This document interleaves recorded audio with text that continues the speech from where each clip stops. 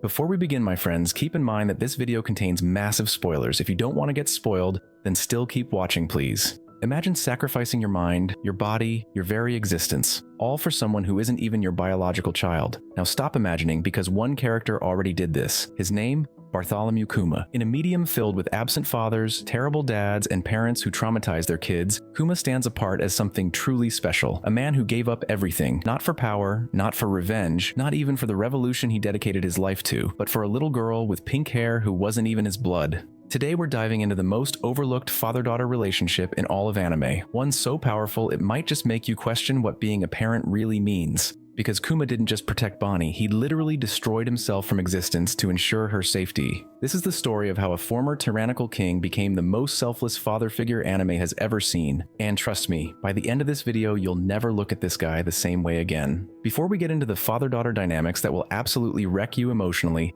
let's establish who Bartholomew Kuma actually is, because this character has one of the most complex backstories in all of One Piece, which is definitely saying something. Physically, Kuma is an absolute unit, standing at nearly 7 meters tall, that's around 22 feet for my Burger King viewers. He's one of the most physically imposing characters in the entire series. But unlike many big guys in anime, his strength isn't just in his muscles. Originally introduced as one of the 7 warlords of the sea, Kuma was positioned as a terrifying antagonist, the tyrant they called him. With his expressionless face, Bible always in hand, and the ability to push anything, including pain, fatigue, and even people across the world with his paw fruit powers, he seemed like just another obstacle for the Straw Hats. But Oda, in his typical masterful way, had so much more planned for this character. What most casual viewers don't realize is that Kuma has one of the most tragic character arcs in the entire series, because beneath that emotionless exterior was a key member of the Revolutionary Army working directly under Dragon to overthrow the world government. He was essentially a double agent infiltrating the 7 warlord system to gather intelligence. And here's where his story takes its first major turn. Kuma voluntarily agreed to become a guinea pig for Dr. Vegapunk's human weaponization experiments. Let that sink in. He chose to gradually lose his humanity, becoming the first fully functioning pacifista, those emotionless cyborg weapons that look just like him. But why? Why would someone willingly give up their humanity? Every memory,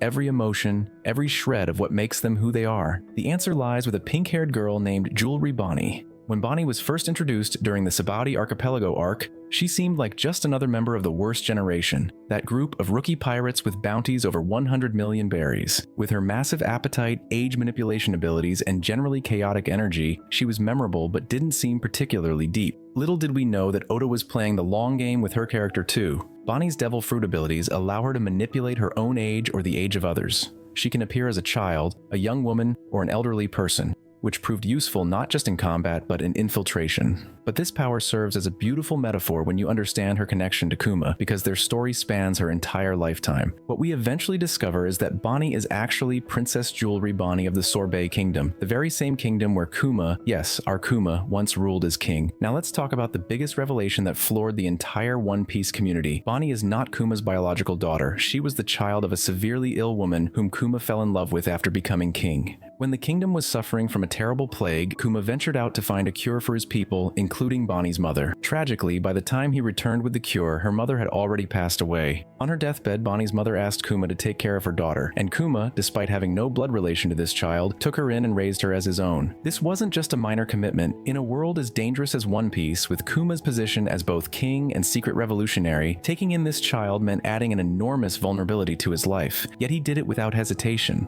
But the tragedy doesn't end there. While Kuma was ruling the Sorbet Kingdom justly, gaining the title the Kind King from his people, the world government eventually discovered his connections to the Revolutionary Army. Now we need to talk about the central tragedy that binds these two characters together in a way that transcends most anime parent-child relationships. When the world government discovered Kuma's ties to the Revolutionary Army, they gave him an ultimatum that would forever change both his and Bonnie's lives. They would allow Bonney to live only if Kuma agreed to undergo Dr. Vegapunk's pacifista experiments, essentially giving up his body, mind, and will to the world government. Just think about this choice for a moment. Continue fighting for the revolution he believed in and watch his stepdaughter be executed, or sacrifice his entire existence, not just his life, but his very identity and free will, to save her. and Kuma chose Bonney without hesitation. What makes this sacrifice even more profound is that Kuma knew exactly what he was giving up. He wasn't dying in battle in the heat of the moment. This was a slow, calculated erasure of self. With each surgery, each modification, he lost more of his humanity, more of his memories, more of who he was, all while being fully conscious of what was happening to him. There's a particularly gut-wrenching moment revealed in the manga where we see young Bonney watching as Kuma is being operated on. She screams and pleads, desperately trying to reach him as he's being transformed into a weapon. But even in these moments of excruciating pain, Kuma remains stoic, his only concern being Bonnie's safety. Perhaps most heartbreaking is that as Kuma lost his memories and humanity, Bonney was essentially losing her father piece by piece.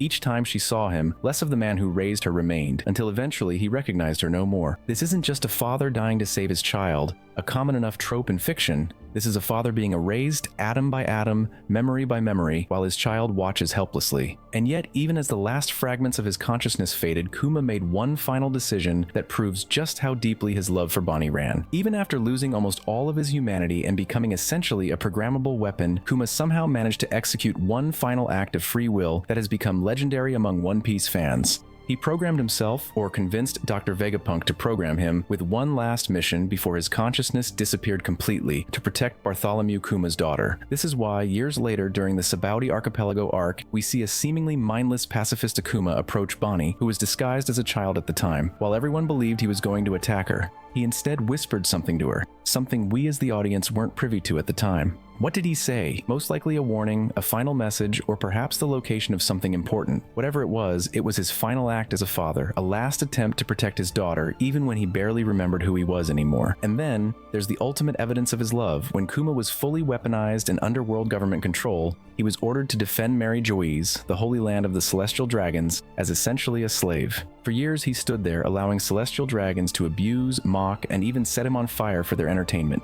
The man who was once a king and a revolutionary endured this humiliation without resistance. Why?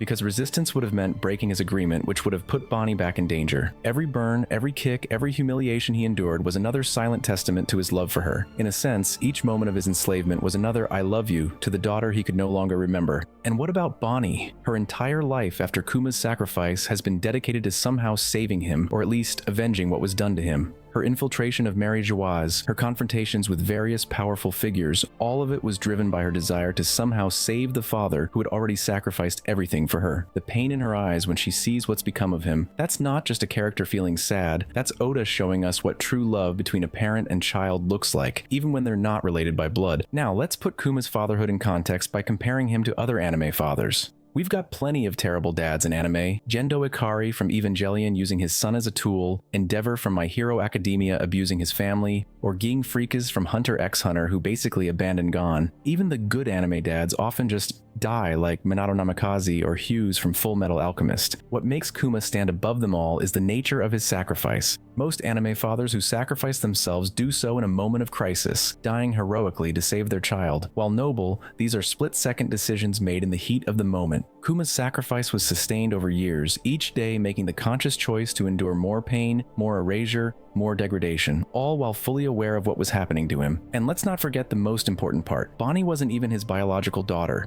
He chose to be her father, he chose to love her, he chose to put her above everything else, above his own life, above his freedom, above his identity, above his mission with the revolutionary army that he had dedicated his life to. In a medium where found family is such a prevalent theme, Kuma represents the absolute pinnacle of chosen parenthood. He embodies the idea that being a father isn't about blood, it's about choice, sacrifice, and unconditional love. And perhaps what makes his story even more powerful is that there was no glory in his sacrifice. Unlike many anime heroes who die in spectacular fashion, acknowledged by all, Kuma's sacrifice happened slowly, painfully, and largely in shadow. The world of One Piece doesn't know what he did. He didn't get a heroic send-off with dramatic music. He simply faded away piece by piece, memory by memory, all to protect someone he chose to love. That's what makes him the greatest anime father. Not just the scale of his sacrifice, but the quiet dignity with which he made it. Bartholomew Kuma's story is still unfolding in the pages of One Piece. We don't yet know if Bonney will somehow find a way to restore her father's humanity, or if Kuma's sacrifice will remain permanent. But in many ways, the conclusion doesn't matter. What matters is what he's already shown us about fatherhood. Through Kuma, Oda has given us one of the most profound explorations of parental love in any medium, not just anime. He's shown us that being a parent isn't about biology, it's about choice. It's about putting someone else's well-being above your own, not just once in a moment of crisis, but every single day. In a series filled with themes of freedom and pursuing dreams, Kuma stands as a reminder that sometimes true freedom lies in choosing who we love and what we're willing to sacrifice for them. So the next time someone tries to tell you that anime lacks complex parental figures or meaningful family dynamics, tell them about Bartholomew Kuma, the revolutionary who became a king, the king who became a father, and the father who became a weapon, all for the love of a daughter who wasn't his by blood, but was his by choice. If you found this analysis meaningful, hit that subscribe button for more deep dives into the complex characters and relationships in anime. Drop a comment with which anime parent you think comes closest to Kuma's level of devotion, and if this video made you feel something, share it with someone who needs to see that anime can tell powerful, emotionally complex stories about family. Until next time, remember, sometimes the quietest sacrifices speak the loudest about what it means to truly love someone.